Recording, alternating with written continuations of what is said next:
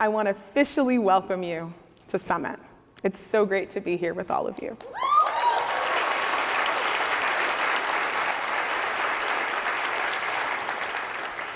Normally, having so many bold, inspiring, and innovative education leaders like all of you in the same room would be a cause for celebration. But the moment we're in is anything but normal. This year, I've had some of the most honest and difficult conversations of my career with leaders across the country. And what we're facing is alarming. Political attacks are escalating, not just on diversity, equity, and inclusion, but also on basic things like research and data. Federal grants and service contracts are being canceled, and some funders have stepped back from education, while others are taking a wait-and-see approach. Too many of our most committed, most creative leaders are being pushed to make decisions based on fear, not purpose. Some are changing the language on their websites, and some are walking away from programming they've spent years building. And almost everyone is spending more time defending their work rather than deepening their impact. We're in a moment that's testing everything: our values, our staying power, our progress. The threat is relentless and all too real. And yet, despite all of that, I see a path forward. Now, walking this path won't be easy, but it can be done. So why am I so confident? It's because of all of you here in this room and all the people in the communities we serve. You are still showing up, still fighting for students, still daring to build something better. Together, we will chart a path forward. But to do that, okay, yes.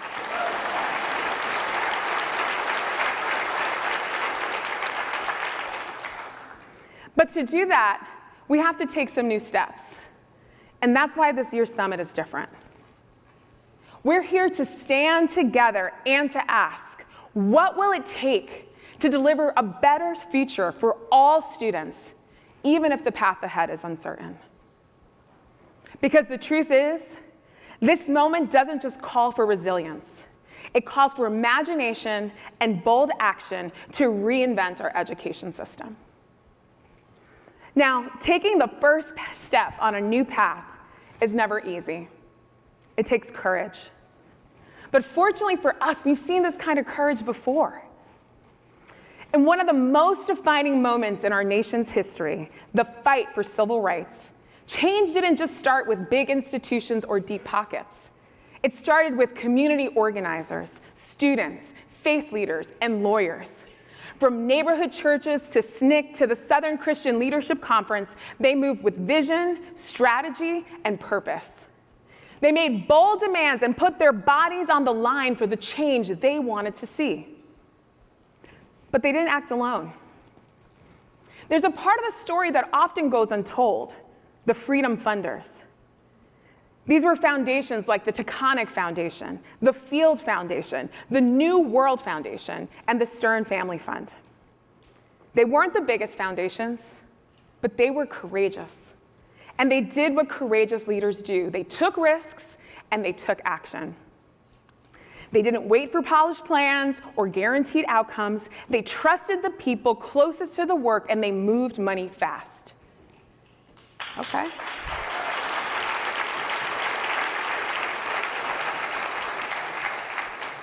And as they moved that money fast, you know what they were funding? Legal defense, grassroots organizing, and voter education, the kind of work that's risky, messy, and necessary for passing legislation and making history. The freedom fighters and the freedom funders moved together with urgency, a powerful reminder that even in the most uncertain times, bold leadership backed by bold support can drive lasting change. Okay?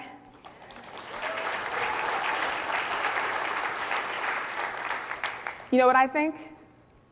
I think this is our moment. And the question is, will we rise to meet it? We don't just have to look to the past for inspiration. There is courageous leadership right here in this room. Just look around. Look around. Look at Aaliyah Samuel from Castle. At a time when social emotional learning has become a lightning rod, she has remained relentless and resolute. As politicians seek to ban SEL, Aaliyah has reminded us at every turn that treating students, educators, and parents as whole people with emotions, dreams, and challenges, it's not radical. It's effective. Look at Matt Miller from Oko Labs. When federal research funding came under threat, Matt could have gone his own way. He could have just advocated for himself. He didn't. He organized. He drafted an open letter, gathered signatures, and championed the cause for all organizations relying on small business innovation research grants. Matt understands that the future of an education innovation systems depends on a strong ecosystem. I flubbed that, but that's okay. And he acted accordingly, right? Let's look at Sharif El-Mekki and the Center for Black Educator Development.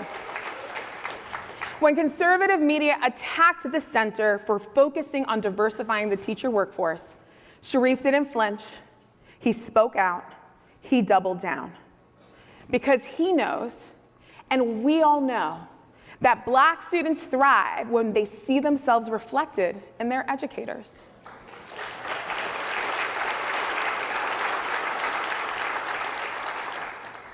And look at Stephanie Parra. I see you over there, Stephanie. And the All in Education team in South Phoenix. When the district had to close schools due to a financial crisis, they didn't oppose the decision. Instead, they ensured that it was made with full community involvement. Stephanie worked with district leaders to guarantee families had a voice in the outcome, showing us that leadership isn't avoiding tough choices. It's about making them together. And amid anti-immigrant rhetoric and visa instability, look at school leaders like Stacey Wang and Natalie Smith. They are standing firm in their belief that inclusion is not a liability. It's a strength. Their language immersion programs are helping students to succeed academically and grow into global citizens. And when so many students are still catching up, theirs are achieving impressive math and literacy results. These leaders and so many others prove that results and values go hand in hand. And in the toughest conditions, they are pointing the way, and we need to make sure that they are not standing alone. They need us to be courageous too.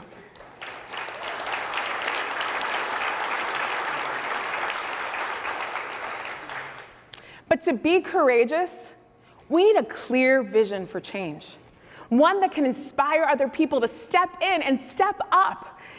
So what could that vision be? Well, I think it starts with so many of the questions that you all have been asking.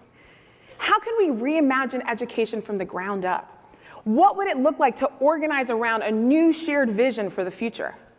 As Jeff Livingston from Ed Solutions puts it, we need a Marshall Plan for US education. Not a return to what was, but a deliberate strategy to build something better in its place. We must build towards a future where every student graduates with purpose, opportunity, and real choices. Where schools prepare young people for a changing world and are also places of truth, belonging, and joy. Where educators are respected, supported, and empowered to thrive. And where innovation is driven by evidence and reaches the students who need it most. We know that this vision is possible because we see it in the schools and the solutions that all of you, our ventures, have created. But to accelerate your impact, we need to respond to your most pressing needs. I know you need strategic support. You need opportunities to connect, and you need funding to fuel what comes next. Not just lifelines, but long-term, flexible investment, capital. I know funding usually gets a clap, right? But you know, the funding that I'm talking about, that long-term flexible investment, it is capital for reinvention. It's capital to build that future. As we summon the courage to act and to create a vision for a better future, we must also remember that no one succeeds alone. Change happens in community. And I've heard this again and again this year, the need to be in community with others who get it. To feel validated, to grieve, to share ideas, to problem solve, to remember that we have each other's back. And as I say this to all of you, I'm also saying it to myself. My mother is a Colombian immigrant who became a public school teacher. And I often wonder what it would be like for her to move through this country right now if she was still undocumented. I now travel with my passport in the US, not because I have to, but because US citizens are being detained. And I see signs in my children's classrooms that say, this is a safe space. And I sit with the weight of what it means to have to say that. As leaders, especially for those of us from communities under attack, we've gotten good, real good, at compartmentalizing, at quietly carrying grief so we can keep on going. But a few weeks ago, I went to church and I cried. Not because something bad happened, but because I hadn't realized how much I was carrying. But something really beautiful came from that service for me. And what has stayed with me since is this: diversity is strength. Community is healing. Joy is liberation.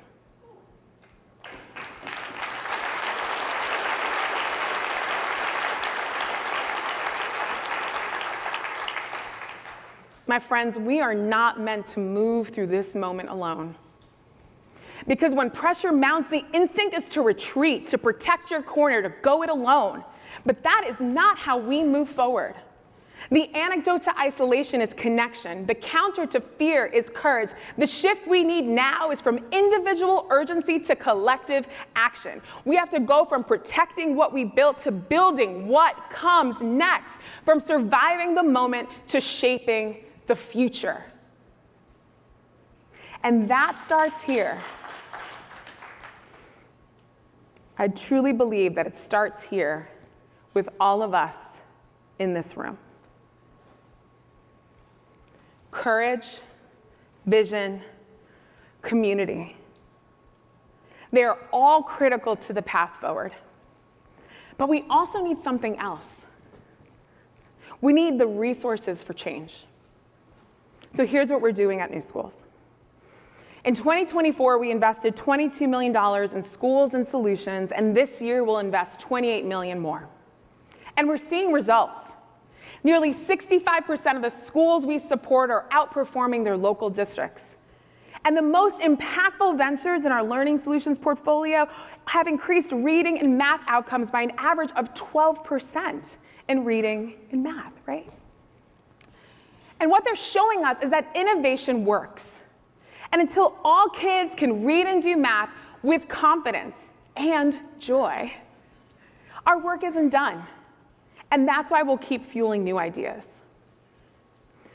We're also seeking to make more reinvestments in high-impact ventures, including those diversifying education leadership. We're also exploring ways to strengthen collaboration, from supporting consolidations to accelerating matchmaking between innovators and partners. We're providing coaching, legal, and communication support, including right here at Summit, with the CEO roundtables we did yesterday and sessions on storytelling and strategic partnership. And we're talking with funders about what the field needs and about the bright spots that prove what's possible if we all do our part. As an intermediary, we can't fund every organization, but we're working hard to use the resources we do have differently and more flexibly to meet your needs. Because we believe in you, the people doing this work, now more than ever. Looking ahead, I keep coming back to what Brian and Nigel stirred in us this morning. The power of story, the necessity of imagination, that how we show up now will shape the story we tell next. A story shaped by courage, fueled by vision, made real through community.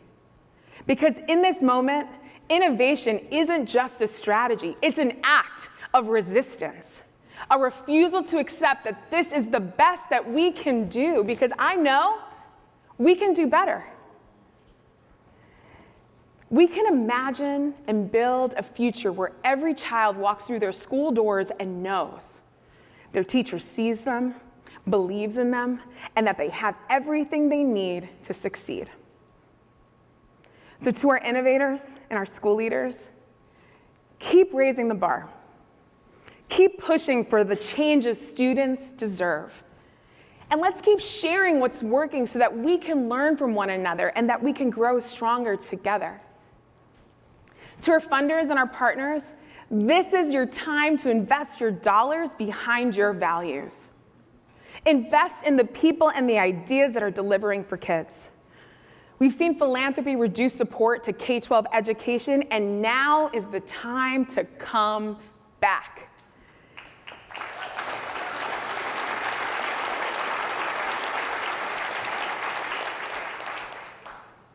Don't wait.